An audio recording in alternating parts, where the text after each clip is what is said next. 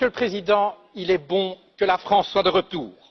Ça fait vraiment trop longtemps que son siège européen était physiquement occupé, mais politiquement vide. Alors certes, l'Europe ne peut être ni française ni allemande, mais elle ne peut rien construire dans la durée si elle ne peut compter sur l'engagement résolu et de l'Allemagne et de la France. Une France qui pourrait, si elle le veut vraiment, incarner à l'intérieur même de ses frontières la devise européenne de l'unité dans la diversité. Monsieur le Président, l'ambition que vous dessinez pour l'Europe recoupe en de nombreux points les combats que nous, régionalistes et écologistes, menons de longue date. Nous sommes convaincus, comme vous, que les Européens doivent agir ensemble s'ils veulent relever les défis de ce siècle. Là se trouve la clé de notre véritable souveraineté. Nous partageons votre volonté de construire une union politique qui redonne la parole aux citoyens. Ils doivent être au cœur du projet européen, pas à la marge. Comme vous, nous voulons donner un avenir à notre monnaie commune et ceci exige, oui, un budget robuste d'investissement. Cela exige une garantie commune des dépôts bancaires, mais aussi la fin de la concurrence fiscale et du dumping social. Enfin, nous sommes avec vous pour affirmer Make our planet great again. Nous le savons, vous le savez, l'Europe doit être à l'avant-garde de la transition écologique, à commencer par son budget qui doit en être l'instrument. L'écologie est la clé de notre prospérité. Monsieur le Président, ce que vous souhaitez pour l'Europe, vous affirmez que la France doit commencer elle-même à le faire dès aujourd'hui. Votre action en France raconte une toute autre histoire, une histoire qui met à mal la devise de votre pays, liberté, égalité, fraternité. Où est la liberté? Lorsque vos citoyens peuvent être surveillés, assignés à résidence et perquisitionnés sur de simples soupçons de la police. Où est la liberté lorsque des policiers armés débarquent au petit matin pour arrêter un groupe de jeunes dont le seul tort serait d'avoir occupé pacifiquement un chantier? Ma fille en était.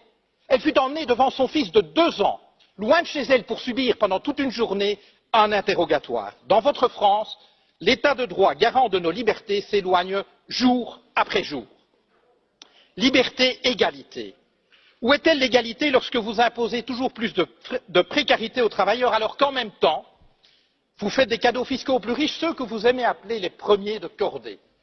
Votre foi en eux est inébranlable, mais voyez-vous, ce qui définit la cordée, Monsieur Macron, c'est la corde. C'est elle qui permet d'adapter la vitesse du premier de cordée aux besoins du groupe. C'est elle aussi qui empêche les derniers de cordée de tomber au ravin.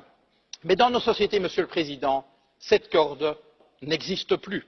Les riches s'enrichissent, les classes moyennes stagnent et se précarisent, et les plus fragiles sont abandonnés à leur sort. Liberté, égalité, fraternité. Est-ce au nom de la fraternité que vous vendez des armes à des régimes qui les retournent contre leur propre population ou contre leurs voisins? Où est-elle cette fraternité lorsque votre police lacère tente ses sacs de couchage de migrants?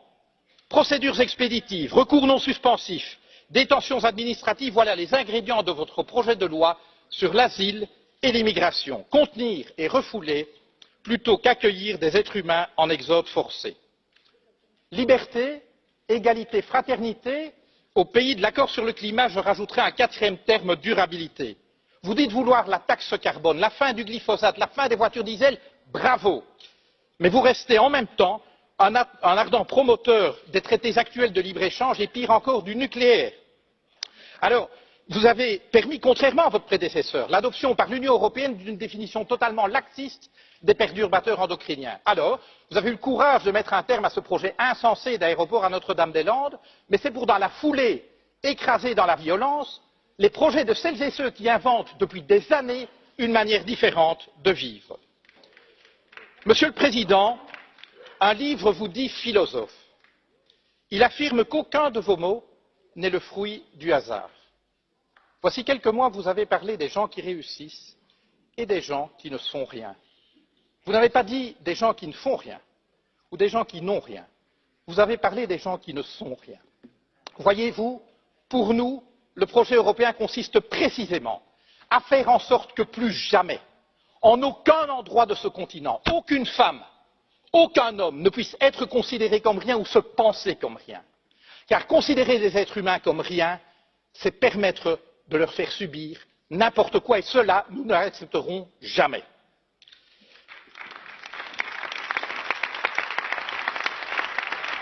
Monsieur le Président, vous avez pris coutume d'offrir à vos hôtes de marque un cadeau. Permettez-moi de faire de même. Je vous offre cette corde d'escalade, symbole de la cordée à laquelle vous semblez tenir. Je vous dirai ceci. Chaque fois que vous ferez avancer la cause de la liberté, de l'égalité et de la fraternité en Europe, chaque fois que vous agirez pour une Europe plus juste, plus durable et plus démocratique, nous serons à vos côtés. À défaut, vous nous trouverez sur votre route. Je vous remercie.